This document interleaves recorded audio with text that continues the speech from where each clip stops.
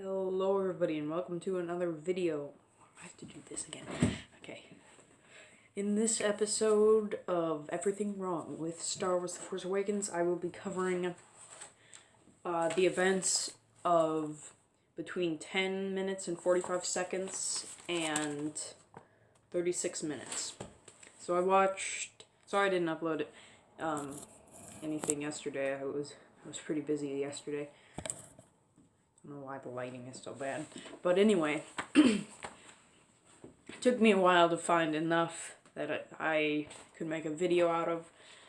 So, I think the first 10 minutes were the worst part. But anyway, let's just jump right in. I hope it's not as long as last time. So first of all, when Tito is trying to catch BB-8, and Rey rescues him, Tito's ride is super slow. Like, he was going 2 miles an hour. Now, is it just me, or does it seem like it would be super hard to get from place to place? I mean, Rey has that super fast speeder, and she uses that to go between the market and her house, I guess. But how does Tito? I mean, it's not really an issue, but just something weird I found. Alright. Oh yeah, so when Kylo Ren is torturing Poe, he references again that he didn't know that we had the Rebellion Star pilot on board, which I had an issue about in the first part, where if Kylo killed every single person in the village, even the person that he thought had the clue to Luke Skywalker, why would he just bring in this random dude? So again, it just doesn't, that's kind of a plot hole for me. That's a big one for me. Why he even brought him in the first place. Why didn't he just kill him? I mean, he must have sensed something, but even then, why would he say that? Why would he say, I had no idea we had Resistance Star pilot on board? Alright, this next one on the... Oh yeah, when Poe and Finn are escaping on the TIE Fighter, there are like 30 Stormtroopers with rifles, blasters, blaster pistols. There's even a guy with like a turret, and none of it is damaging the TIE Fighter. But when Poe is trying to escape on his X-Wing in that first scene, or one of the first scenes, like a couple blaster shots disable it. Yeah, I know they were to the engine, but there had to be at least a few dozen hits on that one wing. That's a big issue for me. Yeah, I've got my Stormtrooper back there again.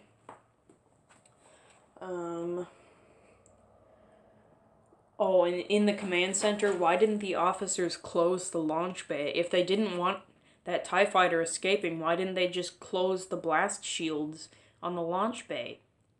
That's just standard procedure right there. And I would expect, if this is Kylo Ren's and what's his name, Commander something, that's their personal Star Destroyer, the officers would have to be very highly trained, and and I just don't see why they didn't close the blast doors on the launch bay. It just doesn't make any sense to me. Also, when they shot the command center, now this you could debate, but I think this is pretty standard, where the command center in the main launch bay would have deflector shields. Now here's why this is an issue for me. Now I know it's on the inside of the ship, but I've evidence to suggest that it would have deflector shields because one, there was a constant garrison of stormtroopers in the launch bay, and on-board shuttle attacks weren't rare in the Galactic Civil War. I know they didn't really show them in the movies, where multiple rebel shuttles would get into the launch bay, and there'd be a battle on the inside of the Star Destroyer. And actually, a lot of the rebel ships were captured Imperial ships, or modified Imperial ships. That's pretty standard knowledge. So, obviously, the Empire has experienced onboard battles before. And here's another piece of evidence. Why? Because there was one stormtrooper that picked up a deployable turret. Now, why would there just be a deployable turret there? Because this is just my thinking. If I had a launch bay, I'd have a couple deployable turrets in there, and if we had an onboard attack, the defenders could whip out that portable turret like he did, that stormtrooper. So obviously, they've experienced that before. Yeah, you could debate that, but I think the command center would have deflector shields. And then you also could argue that their deflector shields just weren't turned on, but then again, you could also argue that why wouldn't they turn them on if there was a rogue TIE fighter shooting up the place? Anyway, this is a big one for me. This is one that I thought about in the movie theater as I was watching. A lot of this stuff, I realized after the movie was over, or me analyzing the movie like I've been doing the past couple days. But the chances of BB-8 finding Rey are like millions to one. It's just, same with Finn. There's, like, seriously, there's almost no chance they both, Finn definitely. Okay, you could argue that BB-8 would have electronic tracking systems where he could locate electronics, like, he probably located a lot of moisture farms. You saw some of those, the moisture farms that absorb the moisture. So you could argue that BB-8, but Finn, no way. I mean, like, the chances of that happening are just crazy. And I know people are going to be like, oh, but it was the Force that guided them. Well, yeah, okay, sure, fine. What else was I going to say? Also, Finn would have died from dehydration at that point. I mean, that kind of ties in with what I just said, but he would have been so exhausted.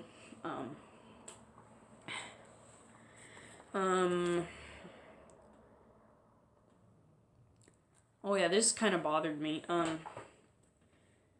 Why would people think Luke Skywalker was a myth?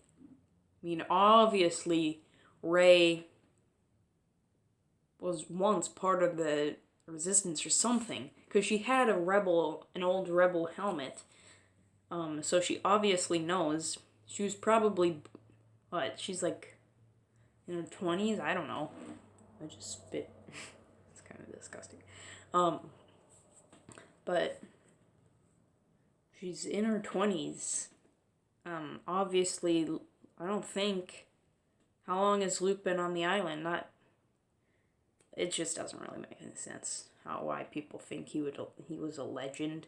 Like, from 40 years ago, do we think, I don't know, Elvis was a legend? You know?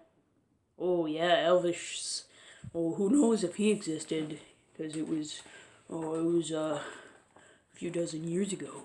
That just doesn't make any sense to me. This one also bothered me pretty bad.